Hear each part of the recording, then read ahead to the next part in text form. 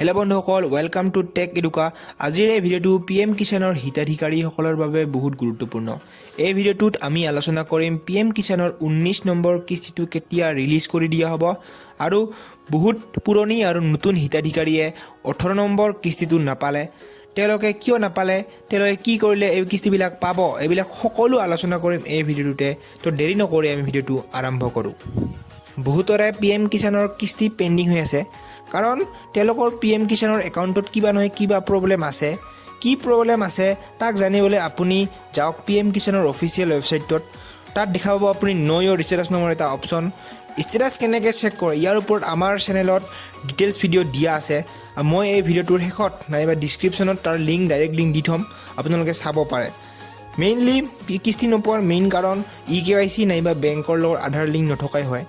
Status check কৰি কি সমস্যা আছে তাক জানি তাক সমাধান কৰিলে নিশ্চয় 19 নম্বৰ কিস্তিত সকলো পেণ্ডিং হৈ থকা পইচাখিনি একেলগে পাব।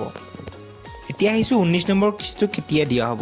বহুতে ইউটিউবত কৈ আছে যে এই মাহৰ ভিতৰতে দিয়া হ'ব, এই কেইদিনৰ ভিতৰতে দিয়া হ'ব, পূজাৰ আগতে দিয়া হ'ব, দিৱালীৰ আগতে দিয়া হ'ব। কিন্তু দিৱালী দেখোন গ'লেই, নিদিলেই।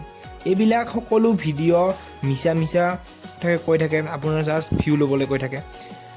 PM কিষাণৰ আঁচনিখনলৈ ভালকৈ চালে আমি গম পাম যে এক বছৰত 6,000 টকা দিয়ে, আৰু এক বছৰত 6,000 মানে তিনিটা কিস্তি মানে হৈছে 4 মাহৰ মূৰে কিস্তি।